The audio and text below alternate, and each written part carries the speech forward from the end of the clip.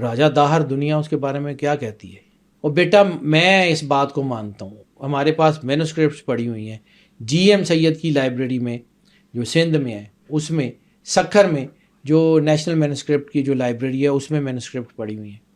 راجہ داہر نے مسلمانوں کی اور سرور انبیاء صلی اللہ علیہ وآلہ وسلم بادشاہ کونین کی اولاد کی گرفتاری کو بچانے کے لیے اپنی جان قربان کی ہے.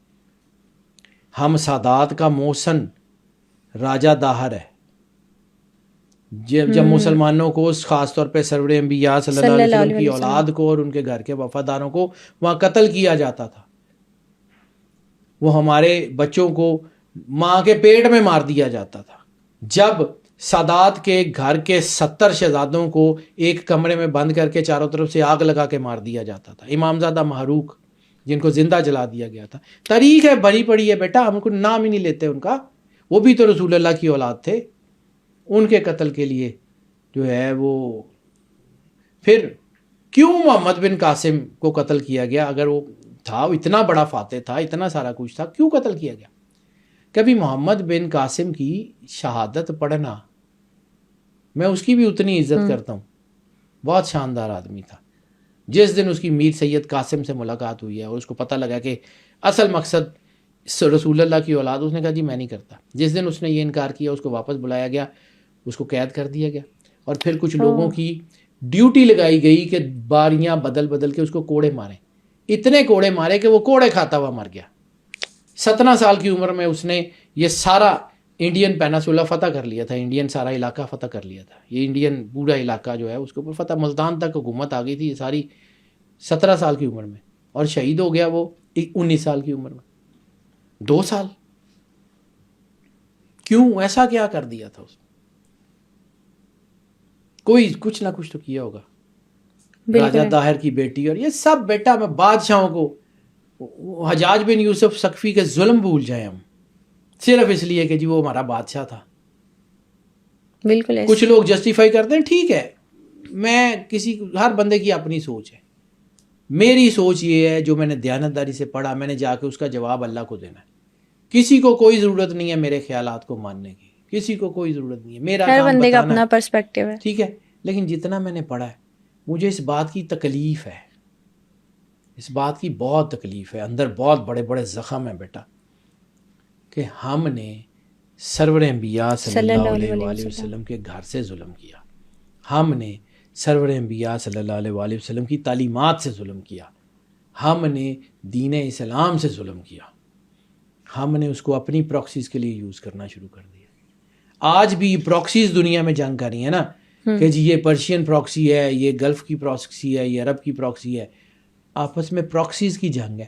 سیاسی جنگ کو ہم نے مذہبی جنگ میں کنورٹ کر دیا. بالکل ایسے ہی ہے. سیاسی رفٹ کو ہم نے مذہبی رفٹ میں کنورٹ کر دیا. ادھر سے پیسے آتے ہیں ادھر, ادھر سے پیسے آتے ہیں ادھر, یہاں پہ ہم لوگ آپس میں جو ہے کافر کافر کھیڑتے ہیں. بالکل ایسے. کبھی سرور انبیاء صلی اللہ علیہ وآلہ وسلم بادشاہ کونین کے خطبہ حجۃ الوداع کو پڑھیے. یہ جو ہم کافر کافر کافر کھیلتے ہیں, جی فلاں کافر, وہ فلاں کافر, وہ فلاں کافر. خطبہ حجۃ الوداع میں سرور انبیاء صلی اللہ علیہ وسلم نے 3 بار پوچھا ہے, کیا میں نے دین کا حق ادا کر دیا؟ کیا میں نے دین کھول کھول کے پہنچا دیا؟ کیا میں نے تمہیں دین مکمل پہنچا دیا؟ 3 بار صحابہ کرام کا اتنا بڑا مجمع خطبہ حجۃ الوداع میں انہوں نے کہا بے شک یا رسول اللہ آپ نے ہمیں دین جو ہے اس کا حق ادا کر دیا, بے شک آپ نے دین کھول کھول کے پہنچا دیا, بے شک آپ نے دین کو مکمل طور پہ پہنچا دیا. تو اس کے بعد کے جملے کہ مجھے تم سے اس بات کا کوئی ڈر نہیں ہے کہ میرے بعد تم شرک کا شکار ہو جاؤ گے. دین کو اتنا کھول کے سرور انبیاء نے بتا دیا. اس کے بعد سن 61 ہجری میں جو ہے وہ اسلام کی باؤنڈریز اتنی مضبوط مولا حسین علیہ الصلوۃ والسلام نے کر دی, کفر کی تو گنجائش ہی نہیں رہتی. اگلا جملہ جہاں پہ رولا ہے کہ مجھے صرف تم سے اس بات کا ڈر ہے کہ میرے بعد تمہارا قبلہ مال ہوگا. سرور انبیاء صلی اللہ علیہ وسلم کی ایک حدیث ہے جو مستند ہے, صحیح ہے, ان میں بھی ہے, بخاری مسلم ترمذی نسائی میں موجود ہے, بالکل اس کی مستند اور متواتر سندیں ہیں کہ ہر امت کے لیے کوئی فتنہ ہوتا ہے اور میری امت کا فتنہ مال ہے. تو پیسے دے کے پتر کوئی بھی فتویٰ نکالا جا سکتا ہے. بالکل صحیح بات کسی بھی چیز کا کچھ بھی کروایا جا سکتا ہے.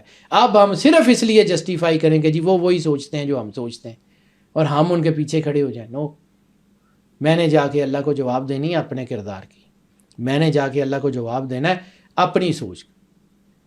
اب وہ سوچ کسی کے ساتھ ملتی ہے نہیں ملتی، میں جا کے اللہ کو کہوں گا کہ مالک جتنی تو نے مجھے عقل سمجھ فراست دی تھی، جتنی تو نے دی تھی، میں نے اس کو دیانتداری سے استعمال کیا، دیانتداری سے استعمال کیا ہے، کوئی تعصب کی اینک لگائے بغیر. مالک میرے پاس یہ جواب ہے، میرا خیال ہے کہ میں جسٹیفائیڈ ہوں. بالکل ایسے ہی ہے. جب ہم چیزوں کو اپنے پرسپیکٹیو سے کہ جی یہ میری طرح نہیں سوچتا اس کو مار دو، اور نہیں جی یہ ساڈے والے عقیدے نہیں مانتا اینو قتل کر دو، جب ہمارے اندر رواداری پرویل ہے ہی نہیں، کر ہی نہیں رہی، تو ہم نے آگے کہاں بڑھنا ہے؟ ہم کس جگہ پہنچیں گے؟ تو یہی ہوگا نا بیٹا جو ہو رہا ہے اس وقت.